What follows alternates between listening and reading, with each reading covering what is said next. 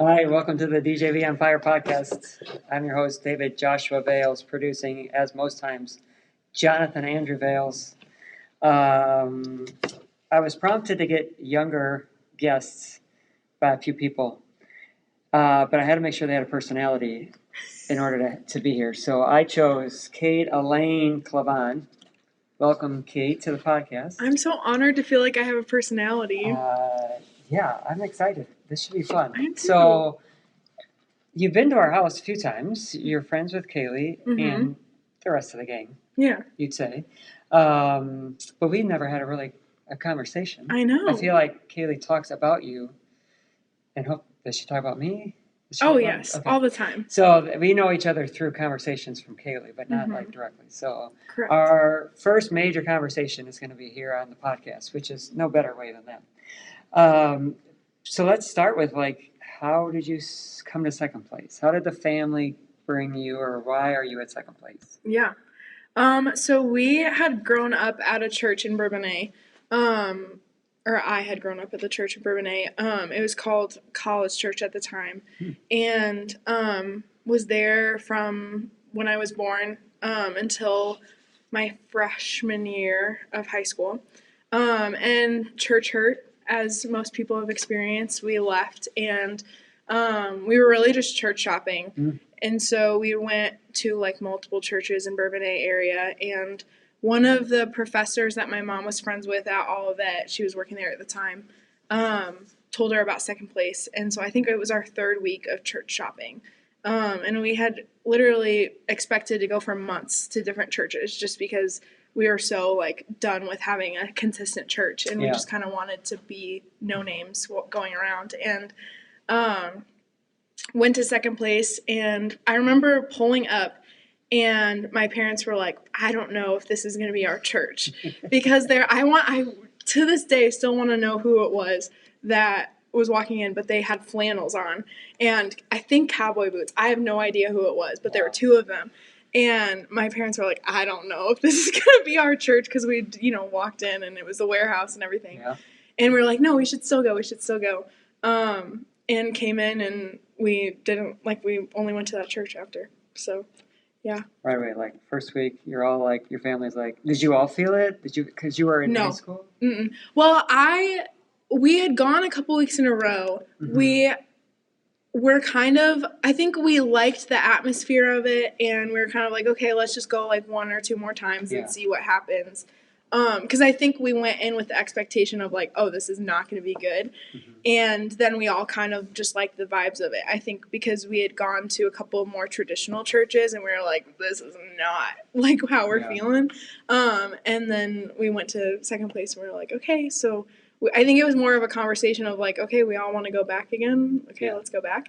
And then we just kept coming, and it was just kind of one of those things where it was okay, we've been here long enough. And then Good Friday service was when I met Jeremiah and Pat Fredrickson and Camry Carble. And so that was kind of the start of my connection with community there.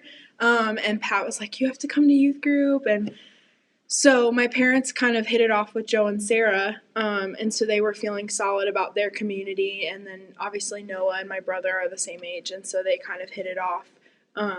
And then it just kind of fell into place where we all kind of had our people, and community is a huge part for my parents, and kind of has been passed down to me as far as what we look for in a church. And it was just kind of one of those things where it was okay, I guess this is where we're supposed to be. So. Good fit. Yeah. Do you remember when we first met, actually? You were struggling in trigonometry.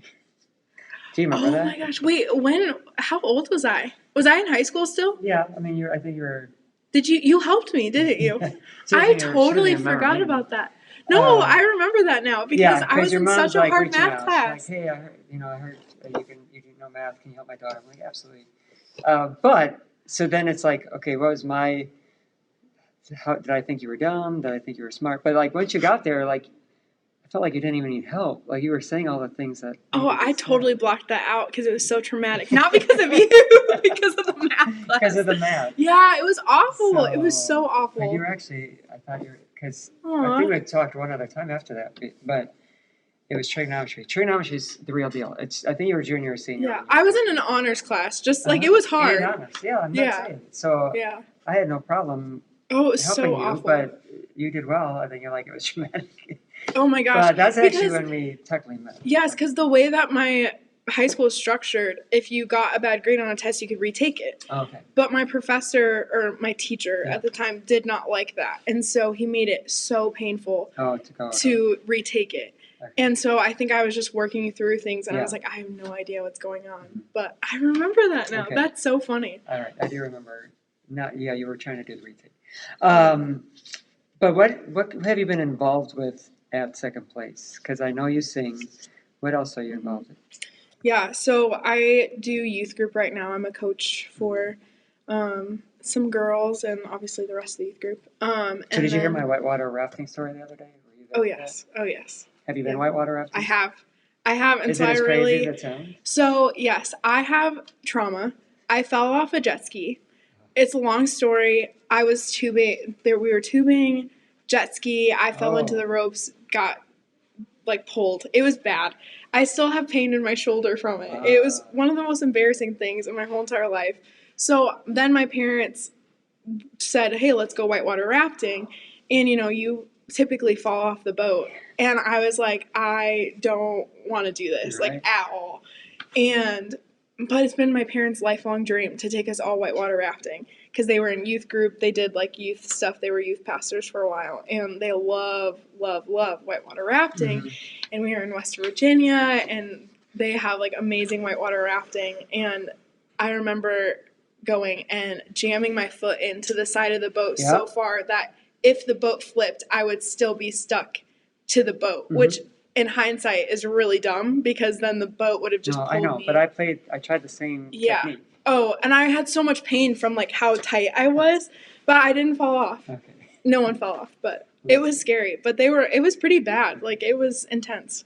All right. So So back to your volunteer. But I had Yes.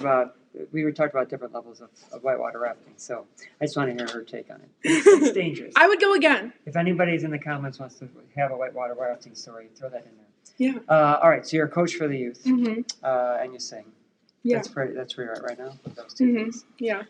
And so what else are you currently doing? School? Yeah. So I'm a double major, psychology, and then business administration at Olivet. I'm a senior, so that's my main focus right now. A little stressful. Yes, I am at 18 credits, but technically I could be at 24 if you wanted to really count. Yeah. I procrastinated a chemistry class very, very hard. Yeah. So don't look at me don't look at me, Johnny. So that's currently what I spend my time doing. I'm in choir at Olivet and have done theater on and off, but not right now because I'm at 24 credits. Is choir a release or is it part of the stress? Do you like doing Both. Yes, I love it. It's like, because I would consider second place like my main form of community. Yeah. And I think all of that, I have like dear friends, but I don't really have like a friend group because I think I mainly spend my time here and I adore everyone and I'm getting what I need from the community here. And so really my community aspect is the choir that I'm in, and it's a really close knit group of people and like it's really great. And I love it, and it's very solid, like high level singing, and it's just I love singing with other people and with people who take it seriously. But it's technically I could take it for 4 credits, so it's a pretty big time commitment. It's like an hour and a half 3 days a week, so it's intense, but it can be stressful sometimes, but it's like I wouldn't quit. Yeah. Do you have to choir with masks on? Yes. Yeah. It's awful. Yeah. Interesting. 6 feet apart, masks on. That's right. Keep everybody safe. Yeah. And so do you have time to work or? Yes. You do work. Yeah. I work an internship at Project Sun. Shout out. They are working on bringing behavioral, like mental health into the community and schools at in the Kankakee area. It's actually really cool. They got a like $2 million grant to do. We're one of 2 counties in I think the whole United States. I don't know for sure. Don't quote me on that. But yeah, it's a really awesome.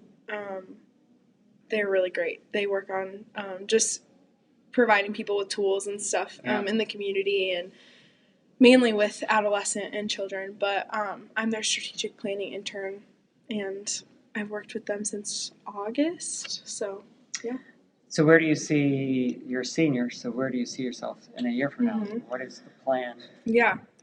So I am wanting to stay in the behavioral health, mental health community. So I'm looking at getting my master's in social work within the next year, or starting that, not finishing it, starting that. Mm-hmm. And getting a license counseling, whatever you'd call it, license in counseling to practice. Yeah. And hopefully doing a private practice at some point, or I don't know, kind of just wherever things take me. But that's kind of what my thought is. I love helping people and getting people the right kind of help and kind of figuring exactly what they need, and giving them that. And I've taken a couple counseling classes and I love it. So, but yeah, working on that within the next year or so, and just figuring out job stuff right now, possibly being a case manager for some people with some pretty big behavioral issues, which could be really intense, but something I feel like it's possibly where God's leading me, so I don't know. What I like, and it's important, and I've tried to like convey it, but like you have huge goals. I don't know if you would call them huge, or you do feel like they were huge, but you also said, and wherever it takes me. Like that's the most important part, I think, out of the whole thing. Like, here's a goal, I'm shooting for it, and then wherever it takes me. Yeah. And then you'll readjust or have a new goal or use what you've learned, and you're like, this is right, God put me in that position. So I think a lot of people need to hear that. Like, when you're unsure or you want to go where the Lord is calling you, it doesn't mean you just sit there and do nothing. Yeah. It means take action. We talked about action faith. Yeah. With the reboot of the youth. And so that to me is it. It's like, I'm going to continue to be prepared, and wherever the Lord leads me, I'll be ready. Yeah, and I found I'm such a planner, to an extent, but I'm a huge planner, and I found that I like to think I know what God wants for the next however many years or even months, and then I'm like, okay, cool, like, let's go. And then I get to the place where, like, God's like, okay, like, that's not what I have for you. Like, I had you in this place for a reason, but now I'm going to just 180 it. And that, like, I've found has just caused me a ton of anxiety and stress, and all my own doing, because I'm just, I haven't been leaning into, like, what God has, or I trust that my plan is, like, better than his, because I think it's his plan. And I think it's just one of those things where you have to learn that, like, how you're wired and how that fits into your relationship with God, and continue. I think one of the quotes we'll touch on later, but it's talking about how, like, getting to where you are and realizing you're changed because of how much growth you've experienced, and then, like, adjusting to that and growing even more. And I think that's kind of what I've learned, is that, like, my plans can be what I think God wants, but at the end of the day, he may not want me to do counseling, but I needed the tools and the, experiences to do whatever he has in store for me later. So so part of it's like, I want to learn these things so I can help people, but at the same time you're like, wow, I'm learning so much for myself, and this experiences that I'm going through, although you don't like it, it's like I'll be able to relate and help people because I've been through it. Which again is probably in some of the quotes, but so that's important. So you feel like you've grown over the last few years. You're better you're better at saying, okay, it's okay to set a plan and then have God adjust, and it's gonna be okay. Because you said it, like, you're like, or wherever it takes me. It's not easy, but that's a good attitude. Okay, Chick-fil-A. So, Yes. so Perfect transition. let me tell you, because, we're talking about work, and let's see. Maybe you're going to order Chick-fil-A. Don't even get me started. That's so funny. So the first time I went to Chick-fil-A in the Chicagoland area, because obviously it's not from here, but it made its way here. So I figured since McDonald's and Burger King and White Castle had chicken options, I thought I'd go through Chick-fil-A and then get myself a burger the first time I went through the drive-thru. So my wife's like, hey, we should go to Chick-fil-A. I'm like, all right, sure. I'm sure I can find a burger there. Even though there's the cow with the sign that says, save cows. I've just thought they would make sure they catered to the burger. Yeah, and the cow's cute, you know. And then I got there and you had no burgers. Did you ask for a burger? I did not. Okay, you're not one of those people? No. Okay. No, I read the entire sign as I'm like, okay. Can I help you? I'm like, not yet. I'm like, so then I got her chicken and I just ate a waffle fry or something. Do you not like chicken, or and you just now prefer... I've gone back and now it's one of my favorite places. Oh, okay. And now I do breakfast, lunch, dinner, and everything else. But both, so far, 2 sons have worked at Chick-fil-A. And so how is this? Now, again, we are on a time, we don't want to spend hours and hours, but like how did your family get involved with it first? Because it kind of is a big part of your family's world. Oh, yes. So my dad, again, speaking to thinking you're going somewhere in life and then God says, okay, just kidding.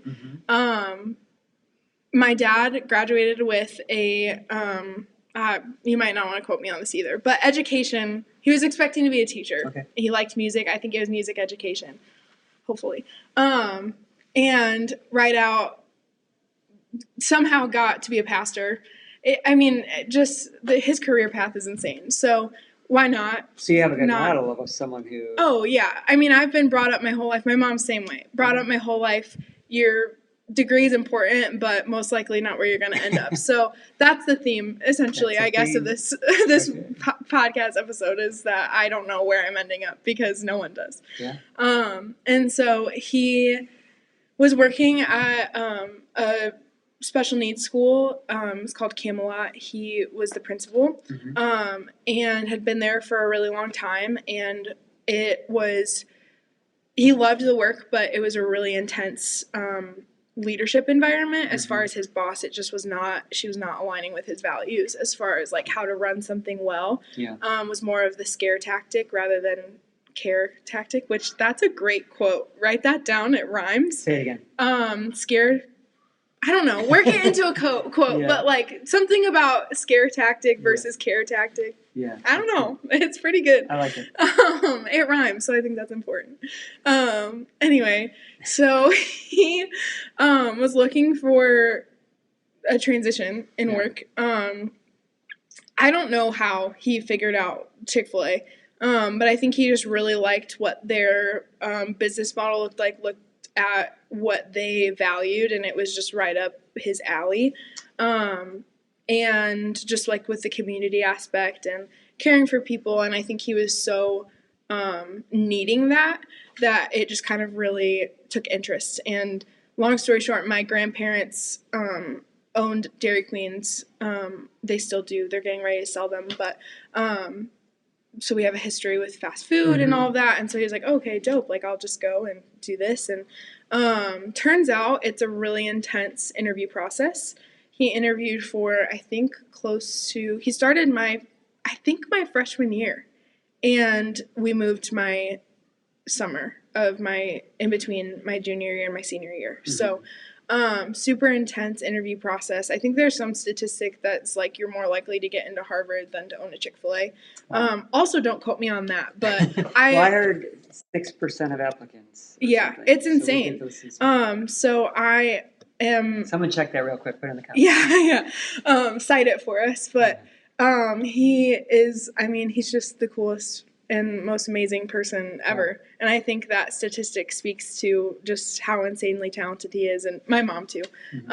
But yeah, he interviewed and got turned down actually the first time, and he was like, okay, and really just genuinely needed to work on himself and his self-confidence.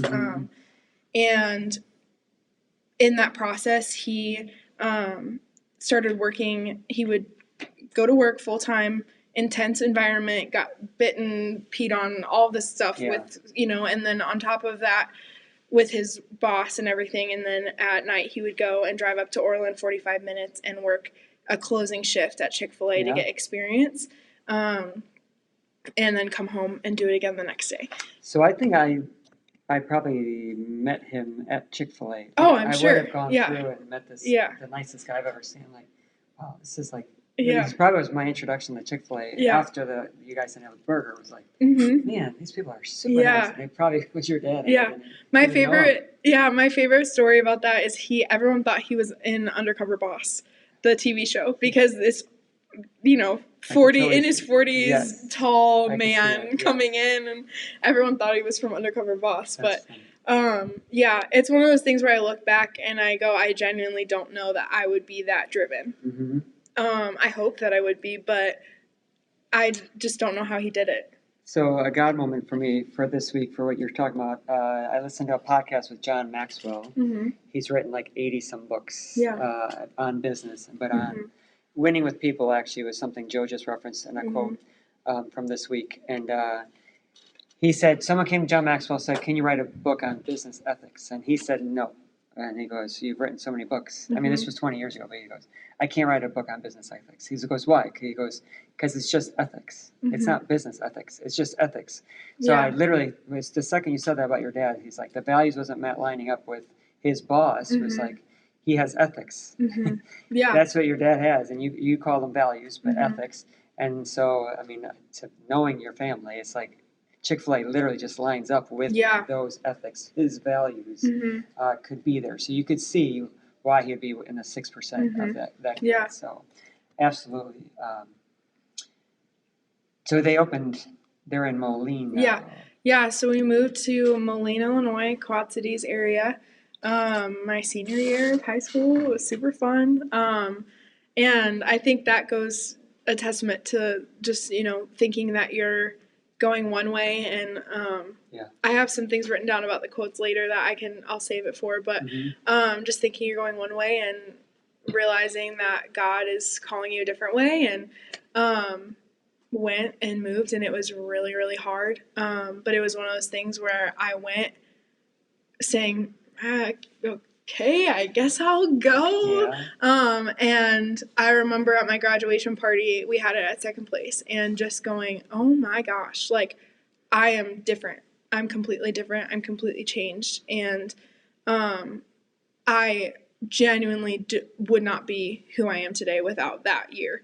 I needed it so bad to grow and realize that. I think it's interesting because my dad had to grow his self-confidence to be able to do Chick-fil-A, and I needed to have Chick-fil-A to grow my self-confidence. Because I didn't think I was a leader. I didn't think that I was someone who had influence. And I think part of that comes with just growing up in the same area that I was in for so long, and fell in love with leading people and developing people, and got the calling for counseling there 100% and the demographic that I want to serve there. And it's completely changed my life, and has really just given me a lot of wisdom and discernment. And I love working for Chick-fil-A, and it's crossed my mind a couple times to open one. We'll see. I don't know. I don't have to speak it. I'm not trying to speak it into existence for you, but we'll see. It's interesting. I love working, and I think my thing is I don't know if I will. My fear is that I don't know if I'll love working anywhere else. So then that might be my thing where I'm like, okay, I guess I'll just open a Chick-fil-A. But I just love what they stand for, and I think that it's one of those things where I think some people will take the values that they learn at Chick-fil-A and apply them to other places. And I want to do that. I want to be able to grow that. But I also think it would be really cool to continue working for them. So we'll see. Unconnected or just coincidence, my sister was a marketing director at a separate Chick-fil-A on her own timing, on her own plan. And she was a lawyer first. She went through everything, passed the bar exam, worked for a little while, but then shifted. Yeah. She shifted and has done different things, but then worked for them for a few years. So We visited her Chick-fil-A. I don't remember why, but we went for some. I don't know if he was a you guys were owner open at first. that point or. Well, I don't Orland know. was open first, but Yeah. but I got to know that the owner of the other Chick-fil-A, pretty well. But just a side note that you're right. Like what you learn there could be taken out, and so it's always important. I did like that you were pushed out your comfort zone. I always when I talked about the whitewater rafting, it was that the river is life, and sometimes you have a choice of jumping in the river. Sometimes you get pushed in the river. And so it sounds like at first you were kind of like pushed in the river, moving Moline. Yeah. But then you never just change it for the world. Yeah, and then I just went through a series of jumping and exactly out of my comfort zones. Yeah, and so that's the key is like it's much better for you when you're able to choose to do that and do it for life. And so it sounds like you're ready to do that. All right, so I have a new segment here. You're excited. I know you are. I'm so excited. I'm nervous. So there's a new segment here, and at home you can play along if you want to throw your answers in the comments. Just make sure you align what answer you're answering, like what question you're answering, or if you disagree with her. And Jonathan might even jump in with an answer or two as well. Are you going to be on camera? Are you good? Are you on now? Not right now. I'm forcing you to jump in. Okay, so it's rapid fire. So I'm going to say a topic or a name, and you're going to just give me the goal is one word response, but if you have to say a sentence, that's that'll be such a struggle for me, but I'm going to try and do one word. But it's fast, so if you don't give an answer, I mean, you got to say something. Okay. Or I might ask you a favorite something or other, and you got to come up with a favorite. Even if, this is what I'll say ahead of time, because I had it written down, but like, even if it's like a current favorite, if it's not like a lifetime favorite, like we won't hold you to it, like, how could you say that? There's been so many movies. And maybe your mind just can't go back to a favorite something. So. Oh my goodness. This is pushing me out of my comfort zone because I'm not an on the fly thinker. That's why God's making me do this. Then a third, so it's a word association or what's your favorite, or I'm going to give you two things. You got to just pick your favorite without any explanation. You can't. You just have to say one or the other. And then Kate's going to say it first, which by the way, Elaine, that's her whole first name is Kate, so it's not Catherine or anything else like it. It's Kate. So, in case anybody's wondering. Nickname Catherine. It doesn't make sense, but I didn't choose it. Okay. So it's backwards. All right, here we go. You ready? Justin Bieber. Oh, that's my answer. That's your answer? Yeah. Jonathan? The first word that came into mind was Peaches. It's just one of his new songs. Okay, that's too much explanation. Okay. All right, next. Popeye's chicken. Well, I'm not doing words, I'm doing sounds. Is that the same answer for Justin Bieber? Dry. Joe DeCenzo. Love. Elite.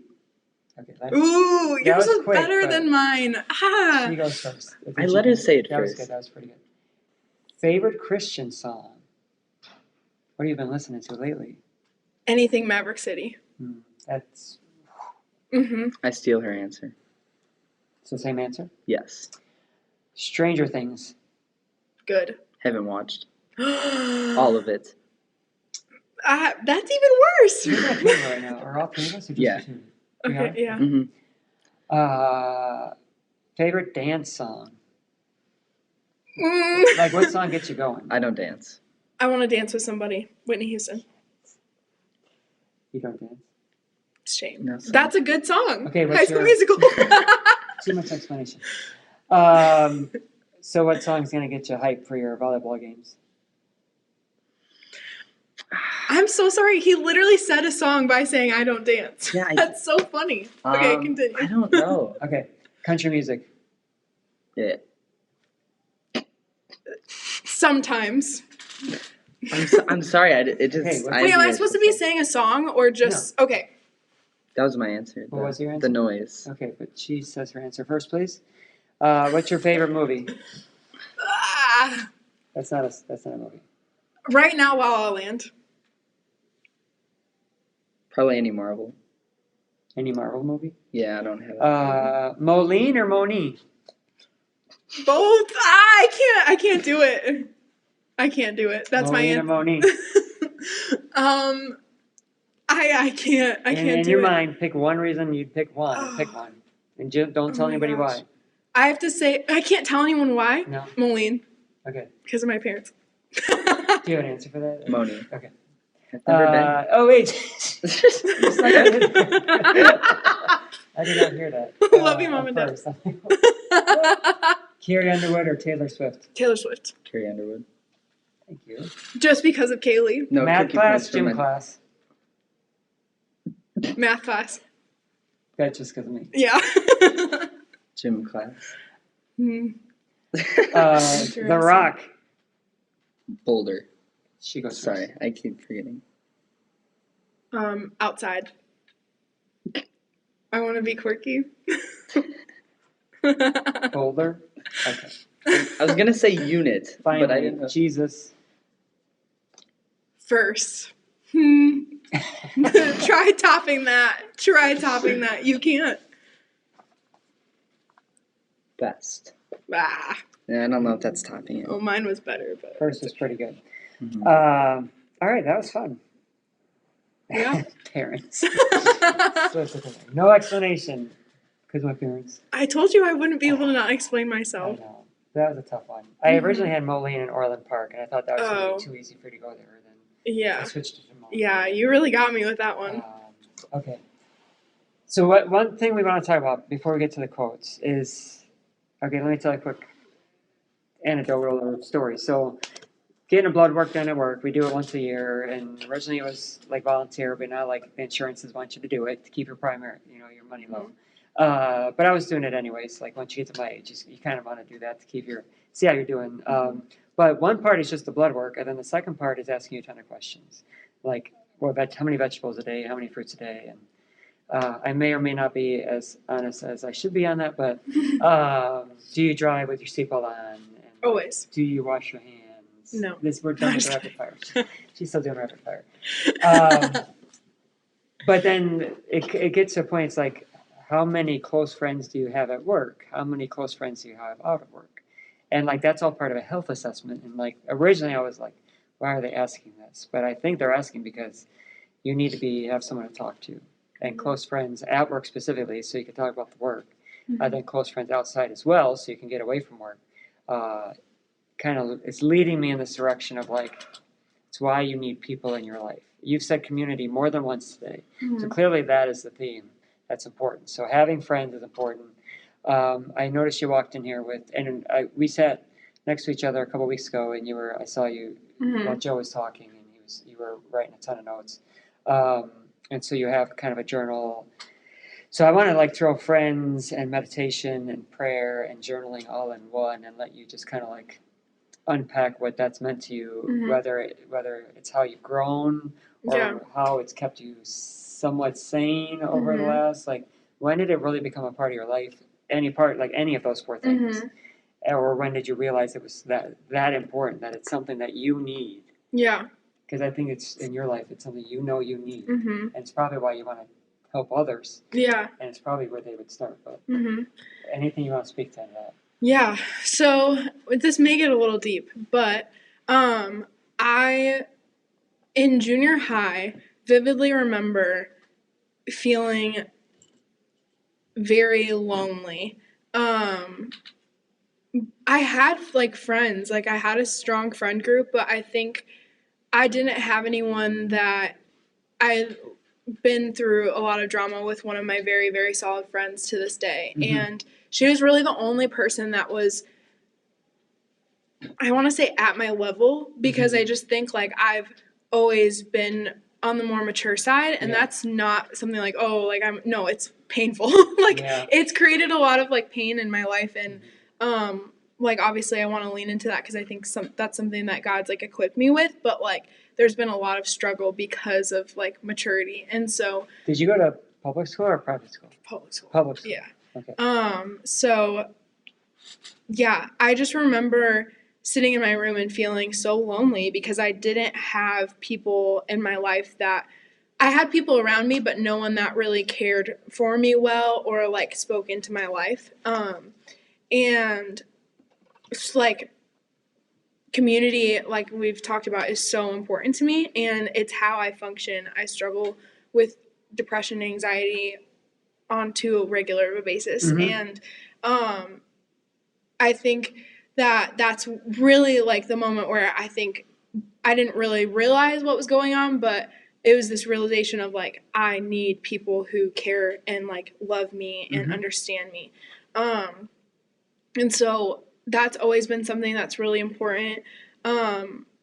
Because I'm just wired in a way where I love people. And I think it's interesting because I think God can use things, but also Satan tries to attack those things. And I think Satan unfortunately attacks my need for community consistently and constantly. And so I think it's interesting because the meditation and relationship with God and journaling and friendship, like they're all so combined for me because it's this constant thing for me to try and find balance between everything, because I think I quite honestly struggle with making my community an idol. And I think that's something that I've really grown in the past couple of years, is just figuring out where, you know, Joe talked about God today and bringing, you know, your conflict to God first. And I think sometimes, and he even mentioned like venting to God, and I think people don't do that often enough. And I think for me specifically, I need that physical person. And it has been a battle for me to realize I don't need that physical person. I want that physical person. And finding a balance between making God like my priority, because at the end of the day, I have always struggled with consistently looking for people to fill my idea of God, and expecting too much out of people, and honestly giving too much to people, and caring for people in a way that I think that's what God looks like, but in reality I really struggle to find the boundaries of like, okay, am I caring for myself enough before I'm like caring for other people, and realizing that like I think sometimes I expect people to care for me as much as I care for them. And then it becomes this thing of like tally marks. Okay, they've cared for me very few times and I've cared for them so much. And so then this relationship is imbalanced, and it's like in my head, I just go crazy. And I think I remember one night just like being so distraught at the fact that every single one of my relationships were so imbalanced. And I remember like God saying like, I'm not imbalanced with you. Like, if anything, I'm the one caring and you're the one that's not. And it was just this moment of like, oh my gosh, I've placed so much emphasis on my community to be God to me. And I think that it should to an extent. But I think for me, it's always that balance of finding like community is something that enhances your relationship with God and is not your relationship with God, if that makes any sense. There's so much in that. Sorry. It wasn't bad. It was just like, so what I heard in it for myself is like, one of the reasons I think it's important to go and talk to God, right? First thing in the morning. Lots of people can wake up early and go first thing in the morning. Some people can do it at night. But I think either one is at the end when you're not going to see, like, it's either morning, I'm going to start it off right, right? Or it's at the end of the day when you can just, like, release it all. And I think gossip is not supposed to be gossip because you're supposed to tell God instead. So when you said that, you're making community kind of like this God, or you said I don't want to make the community an idol. That was a great line. But I think too many people do run to people to release what they should be releasing to God in prayer and in silence and in meditation, if you want to call it that. And so when you said that, it's like, to me, that's where it should be. And yes, there's a certain reason you need community, and there's certain things you should talk about and be able to talk to close friends about. And when you have issues, you want to be able to do that. But I think that's why they're important, or even journaling, like writing your thoughts down. I was going to say, that's where the journaling comes in. So that you're not talking to community about things that are none of their business.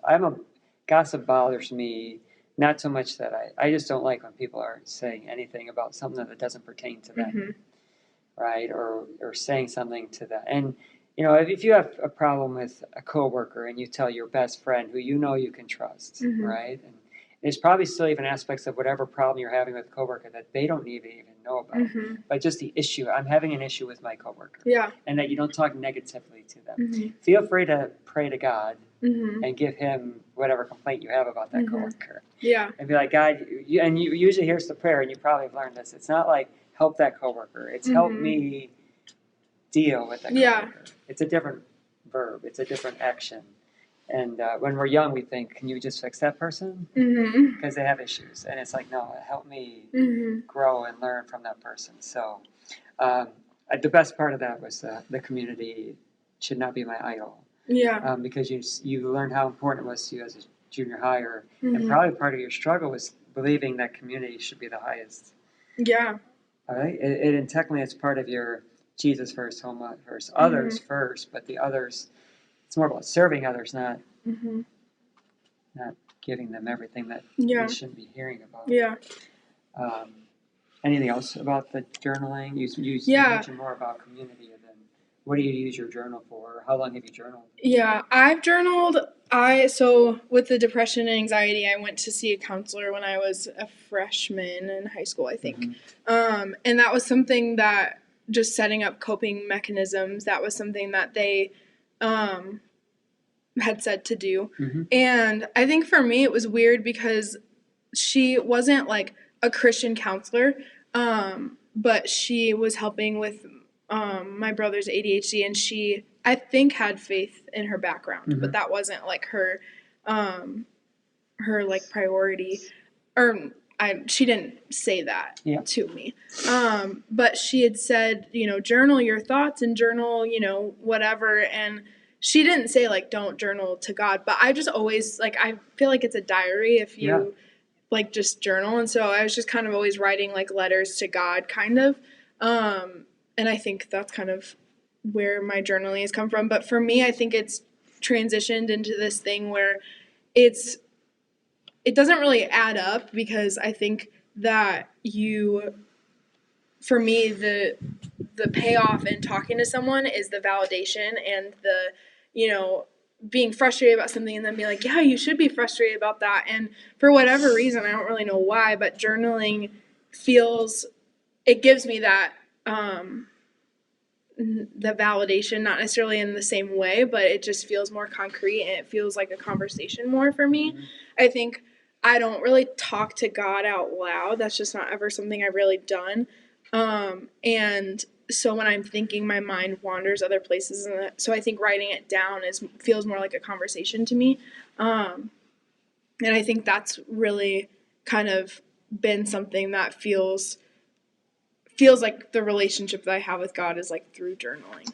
Do you have a set time every day you try to journal? No, so I don't.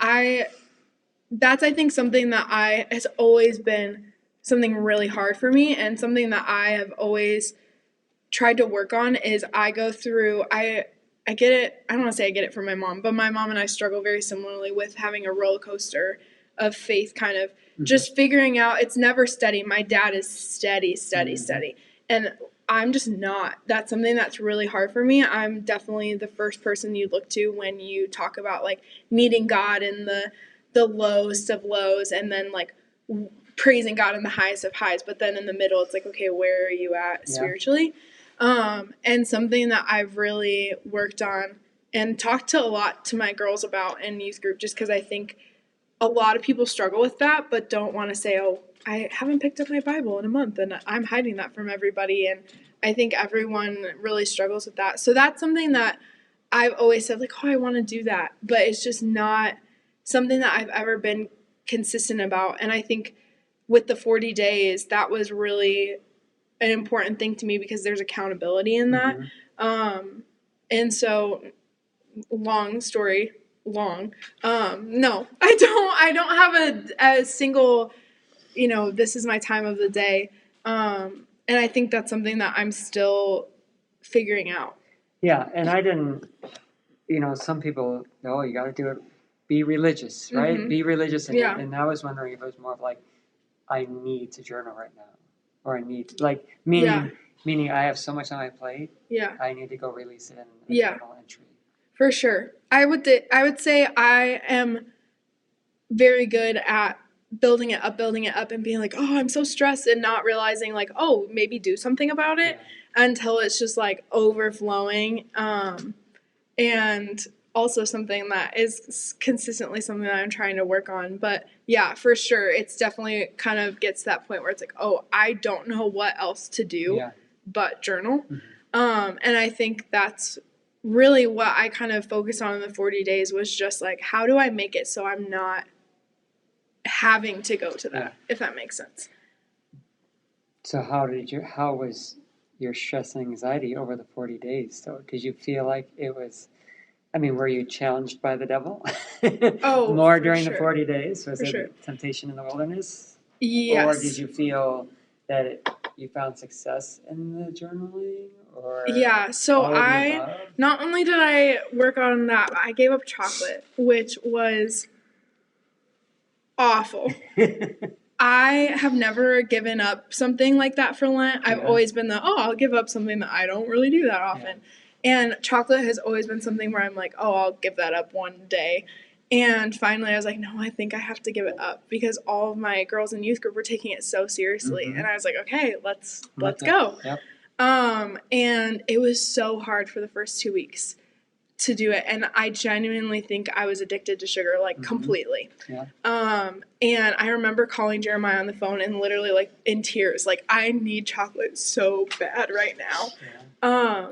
And I think just going through that and focusing on like God and stuff, realizing that I think I always didn't want to do it, and I think it comes into the quotes too of where like I'm afraid of failure, and so I just don't try. And I don't think I ever wanted to give up chocolate because I didn't think I'd genuinely be able to do it. And I think that's kind of what I learned in the 40 days is like, okay, constant reminder that God literally is like the reason that you're able to do it because he like gives you that strength. So yeah, that was big for me, I think, was realizing that, even though I already knew it, but I did it. Yeah, but one more, I mean, I'll comment on that and then we can roll into the quotes. Yeah. But sometimes we think that it actually comes up in my quote today. I don't know. Did you have the one where like if you pray for peace? Then okay. Yep. So that's literally what you're saying there is you didn't think you can do it, but Jesus is with you and he'll give you strength. But like it's not like he takes the craving. Like it's not like oh give me strength and then boom you're strong or oh now I don't desire chocolate anymore. It's that's not what we mean when we pray to Jesus for that. It's not quite what it means. And maybe you wrote a little bit on that. So yeah. You want me to read that one? I threw you 7 quotes. You could go in whatever order you want, like whatever we said. And I usually read the quote, but I didn't bring them with me, and you have them, and people want to listen to you anyway. So 7 quotes. You have something to say about each of them or none of them, or just say a quote and be like, that was a good one, but then we're just going to like let you go. And then I'll kick in if I want to add to it. Okay. So we're reversing the rules technically.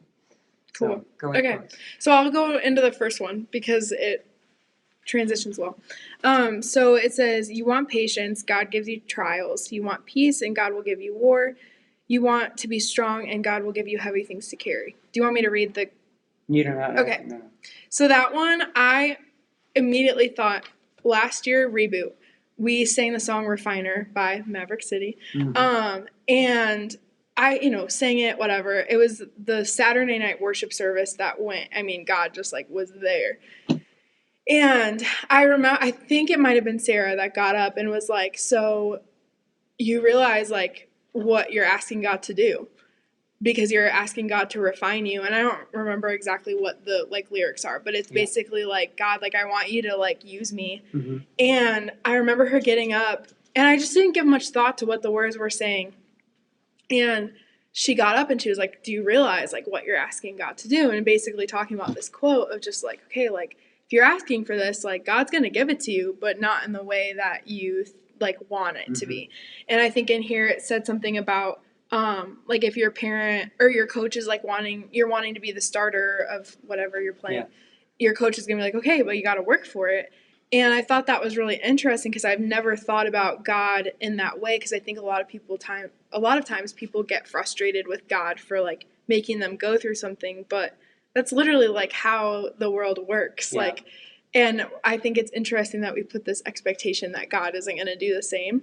That was a little side note. Anyway, I remember her talking and like leaving, and then we had to sing it again. And I was like, I was like, I can't sing this. Like, I just can't.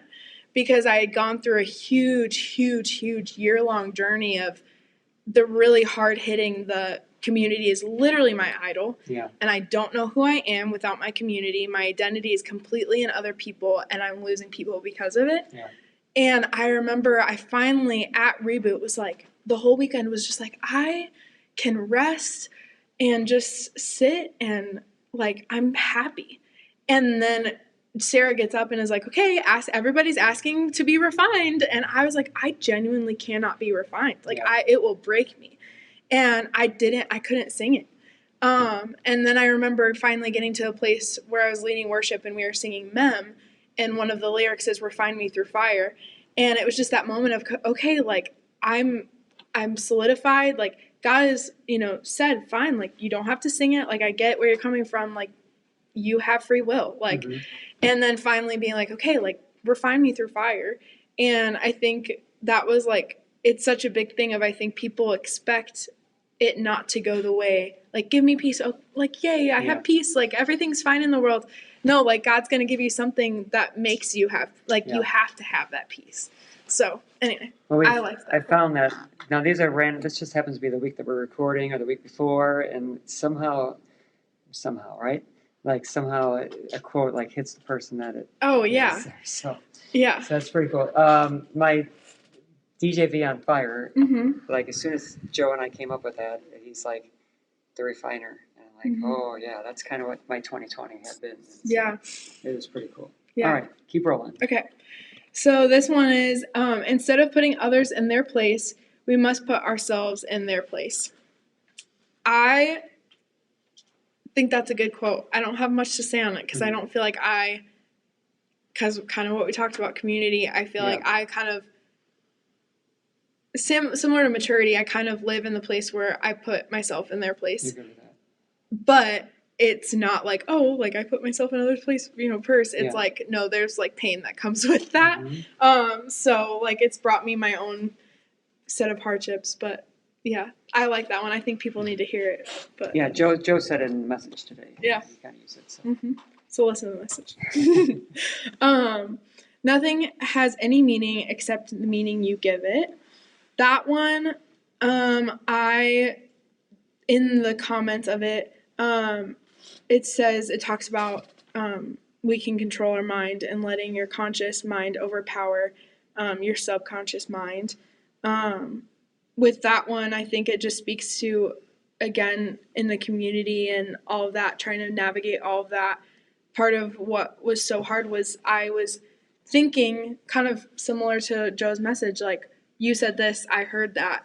That was where I was living constantly. Because I didn't understand that people weren't wired exactly like me. And I have a really bad self-talk. Like, I just consistently, it's always like, well, why'd you say that? That's really dumb, whatever. And in that year that I referenced before, that was where I was living. I couldn't function because my self-talk was so bad.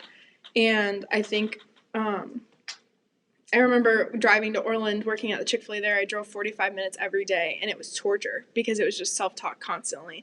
And that's when I got into podcasts, was because I had to, like, music wouldn't do it for me. My mind would still wander. And so I'd listen to podcasts. And so the verses, take captive every thought and think of everything that's right and true and, all of that, definitely is, that one hit for sure. And then I'm going to read the last, I think, 3 together. They're related, I think. Yeah. So make peace with imperfection. And then putting things off can lead to regret. And don't worry about the outcome. And those 3 definitely, I felt like they were all kind of together. I think I mentioned it earlier, but just talking about how I tend to not try at things because I'm afraid that I'll fail.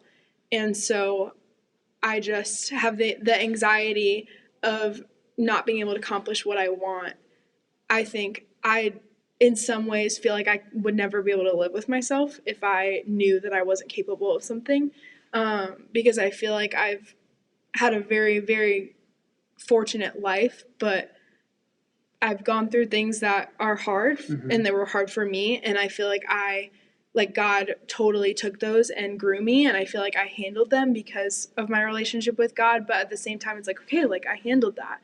And I think part of my life, I'm always terrified of going through something where I'm not able to accomplish it. And one of my psych professors has always said, like, procrastination is anxiety in a lot of forms because people are afraid that they're not going to do well on a test. And so instead of studying really, really hard and not doing well, you just don't study. So that way you can blame it on, oh, I didn't study and that's why I failed that test. And that hit me because it's like, okay, a lot of times I don't even try because I'm so scared that I won't be able to give up chocolate. Yeah. And I don't want to live with that. And I think it's all about taking things in stride and taking it day by day. And then also just relying on God, because at the end of the day, God is with you and God is caring for you and loving you. And like, you have to lean on him to get through those things. So That's all good stuff. The one that ties with kind of how you said that is like, nothing has meaning except the meaning you give it. So I've kind of encompassed all that together in that week. What's kind of cool is like I wrote those day by day last year. I literally would wake up, pick a quote, and then write on it. Sometimes I would start to group them in my head where I want to go. But other days it literally was like I was looking through hundreds and I'm like, all right, here's the one. And like now a year later, I don't read them until the day before I post them again. And I'm like, oh, those are really good. But like now, like would I, you know what I mean? It's not like, it wasn't me though. Like, you know what I mean? Like I was so in prayer and just like kind of letting it go. And like, how did it all kind of come together? And like, even now I read it, I go, wow, that's good. I need to do more of that. Like I wrote it a year ago, but I'm not even living it. yeah. And so when you think about the meaning, okay, so you study super hard and you put in the effort. See, effort is necessary, something we say in our volleyball team. And you fail. Okay, like, okay, what meaning can we give to that? Did you do everything you could? Absolutely. Okay, what does it mean in the grand schemes of life that you failed the quiz? Not much, because you deal with people, and your dad has dealt with people, and your family's dealt with people that has problems that would like trump that little quiz that you just failed. And yet you, if you get in your mind and you drive 45 minutes and you blow that quiz up to something that is the size of whatever, and then at the end of the day you're like, man, I can't, this poor person that I help is like, a quiz is the last thing that's important in this world. So that's where the quote of like, nothing has meaning until you're like, let's just take it into consideration. And I think that's helped myself with anxiety, like the more I'm able to let people know, like, think about most things in life are not that big of a deal. Like, not as big, most things are not as big as you think they are. And you said the word like, I've been so fortunate in your life, but like, so then you have the opportunity then to like blow things up, and it's like, am I joking right now? Right? And it sounds like that's where you're at, like you're making that full transition because you felt like you've been more mature, but like it's not that big of a deal. Now you're talking about self-talk. What was the one I was going to say with that? And just trying to like control what your mind is, but you know, do you continue? How has your self-talk been? Let's go there, and then we'll wrap it up. Yeah, I think I am a very emotional person. So it still is kind of like up and down. Yes, I think part of that comes with anxiety and depression.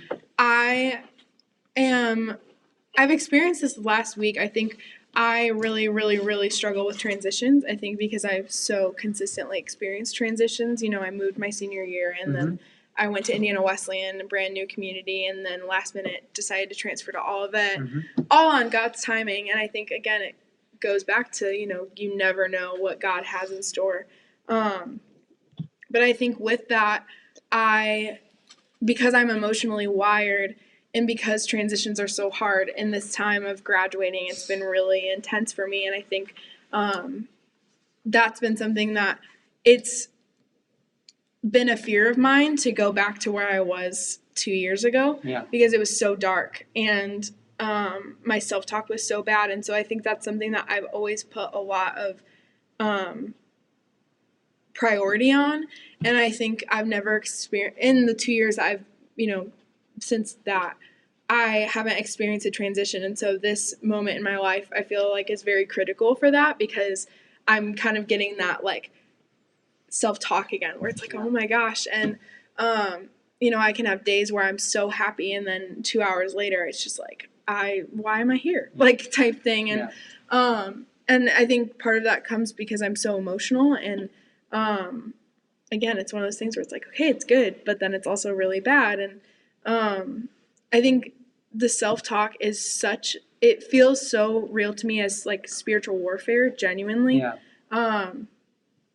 And I think I'm a competitive person, and so one of the ways that I've really been able, and it sounds dumb, but it works, so, you know, whatever. But it's one of those things where once I identified it as like spiritual warfare to an extent, it was like, okay, like devil can't win, and like God has been faithful time and time and time and time and time again. And I'm not going to let him win this. And I want to, you know, the quote that says, you know, or I think it was, I don't remember what quote it was, but it was saying in the journal part of it that I think I wrote it down actually. As you know better, you do better, or do better. And I think that's where I'm at in this transition is like, okay, get that competitive edge. You know, last transition, tough, like was not good. Ask anyone that was around me at the time. I was not okay. And like, I'm not going back because I've grown. I don't need to go there again. And so I think part of it is just the competitive edge of like, okay, like God's on my side. I'm closer to God. I'm closer to my friends in a healthier way. It's not going to happen. But I think it's that constant awareness that's exhausting at times, but has to happen. I think it's kind of like working out. It's like, okay, I don't want to work out today, but like I got to do it because it'll make me feel better. And I don't feel like I have it figured out yet because it's one of those things where I dread it. But it's like, okay, at the end of the day, do I care about myself and like my well-being? And do I want my life to continue to grow and have my relationships continue to grow? And then at the end of the day, it's like, okay, do I want to lose the people around me because I'm in such a dark place again? You know? So I think it's just one of those things where you got to take captive every thought that's not of God. And I take that verse very seriously because I live it so often. And I think, again, it just goes to, okay, that's when I need to journal. That's when I need to pull out, you know, a psalm or, you know, whatever. But I think, like anything, it's like exercise. Like, I don't want to do it, but it's like you have to. You know? That's good. I appreciate you sharing. Yeah, absolutely. Thanks for having me. I think a lot of people are going to get a lot out of this. Like, I hope so. Sometimes I go into these. Well, how should I say this? Like, I'm like, okay, here's just what we're going to talk about. Chick-fil-A, you got the quotes. I did want to talk about your journaling a little bit, but like, how deep can we really get? And then I think people are going to watch this. And like, I got community should not be your idol. That's the number one thing. But that was a theme throughout. But then I think other people are going to be able to see different things in that you didn't even, you're just like, wow, I don't even remember saying that in that thing. And yet people are going to be affected by it. So. It's funny because I've never put that to words before, but it was pretty good. So well, I'm glad. So I appreciate it. Yeah, absolutely. And for sharing your heart. Yeah. I don't know how much you thought you were going to be sharing or what you were going to talk about. To be honest, I told Caitlin Dooley I'm prepared to cry, and I didn't cry.